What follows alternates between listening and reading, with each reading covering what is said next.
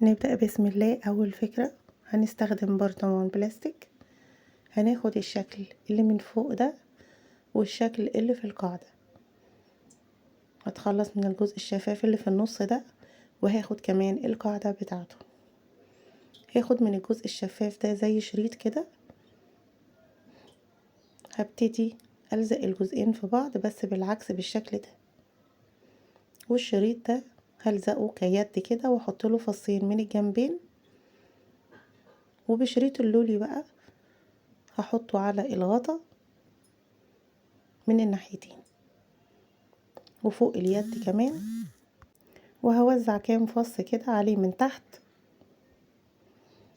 وعلى الجزء اللي من فوق ده، وهرش في الاخر كله بالسبراي الفضي. ودي النتيجة، حطيت له شمعة الكترونية، شكله كان تحفة جدا.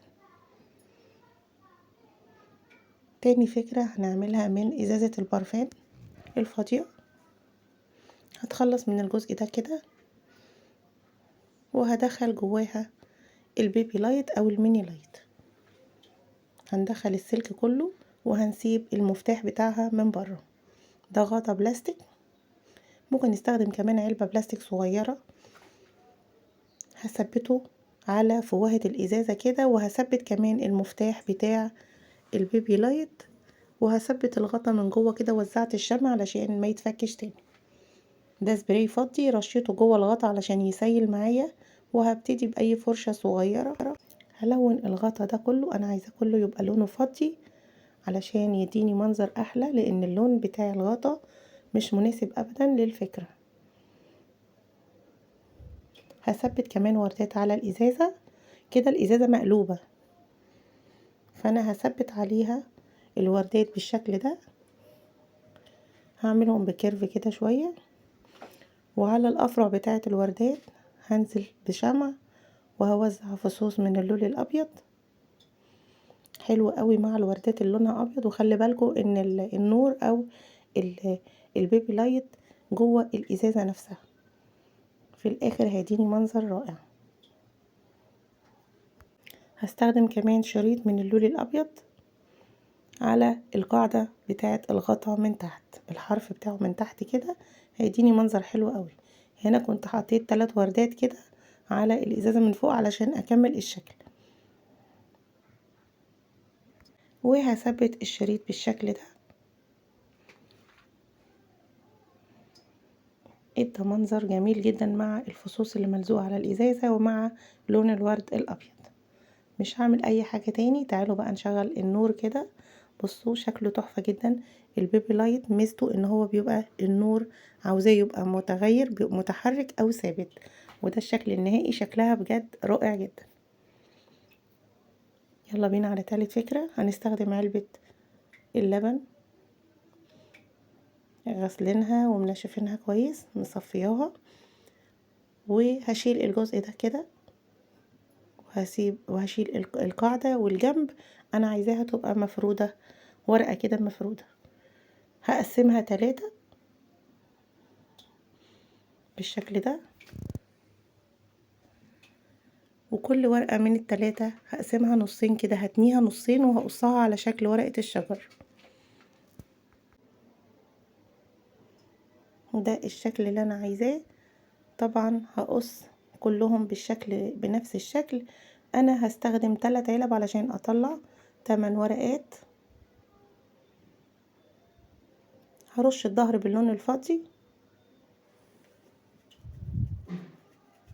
هو كده كده الوش التاني لونه فضي اصلا من جوه العلبة. سبتهم لحد ما نشفوا ودي النتيجة. استخدمت المراية الصغيرة دي، هطلع المراية من جوه وهطلع الاطار الفضي اللي جوه البلاستيك البينك ده. انا محتاجة الاطار الفضي ده. وقصيت كمان قطعتين كرتون على مقاس المراية بالظبط، وهبتدي اثبت عليها الورقات. هثبت 4 الاول، كل 2 هيبقوا قصاد بعض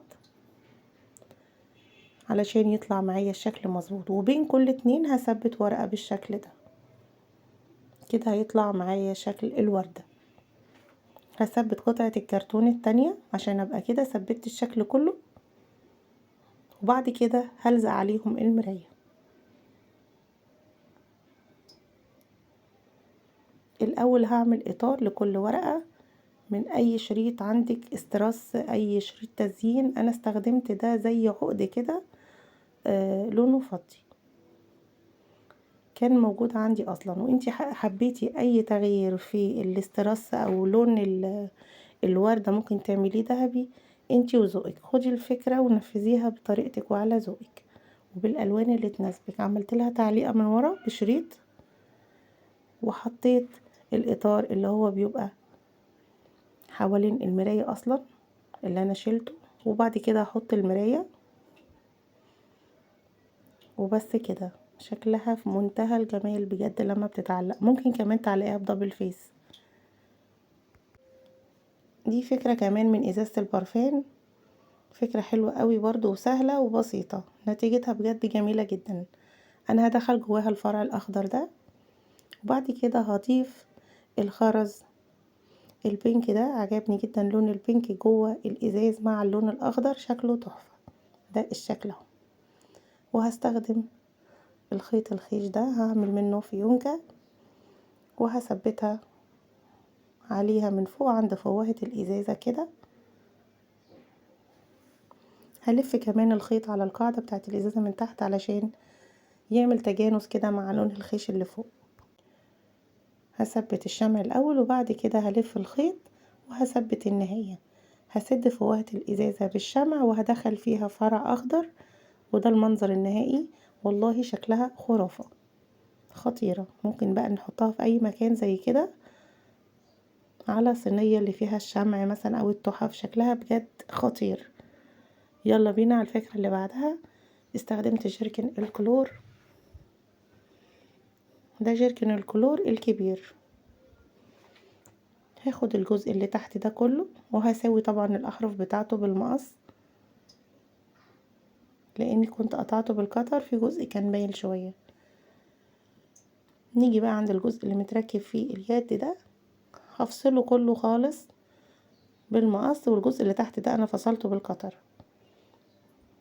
هي مدية شكل القلب، فانا هحاول اظهر شكل القلب اكتر بالمقص كده والقطر عشان يبان معايا اكتر. وهبتدي اثبته على الجزء اللي انا قصيته بالشكل ده. بديل الكاوية دي ان انتي تسخني مفكة على النار وتعملي الفتحات دي عادي جدا. وده قفيز بلاستيك بيتباع عند محل ادوات الكهرباء. مش موجود عندك القفيز ده زي ما قلنا، هنستخدم اي رابط، حتى لو سلك ربط او خيط.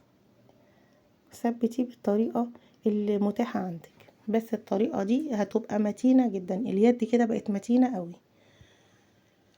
بالسبراي الفضي هحوله لدهان كده، هرشه في غطا وهاخد منه، هعمل رتوش ذهبي علشان اظهر بقى شكل القلب.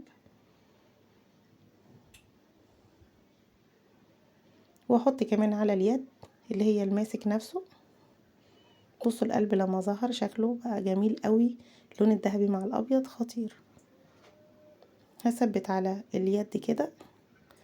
هعمل كمان رسومات بسيطة كده، اي بقى رسومات انت حباها زيني بطريقتك. شكله ظهر جدا، شكله حلو جدا، مساحته حلوة، عملي، نستخدمه بقى في حاجات كتير، بخلاف ان هو اصلا هيكون منظم لان مساحته حلوة وبلاستيك. انا ممكن احط فيه زرع في البلكونة كده، شكله بجد شيك قوي قوي. ممكن كمان استخدمه في الحمام كده او في المطبخ. الفكرة اللي بعدها، نص الجيركن ده بقى هناخد منه الجزء اللي عند بق الجيركن ده كله، اللي هو اصلا مرسوم على الجيركن نفسه، فاحنا هنمشي على الرسمة بالظبط وهنسويها كده بالمقص. هنشيل الغطا ونيجي للجزء اللي متركب فيه الغطا، هنقسمه 8 اجزاء. نقسمه 4 الاول، وبعد كده كل جزء من الاربعة نقسمه 2 ونرجعه لورا كده، لان ده اللي هيبقى المسند بتاعي او القاعدة بتاعتها. وهنرشه سبراي ذهبي علشان تبقى دي النتيجة.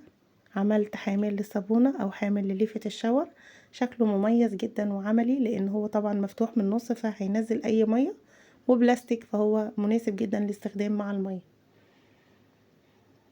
ممكن كمان تستخدميه للليفة بتاعة المواعين، هيبقى شكله حلو قوي.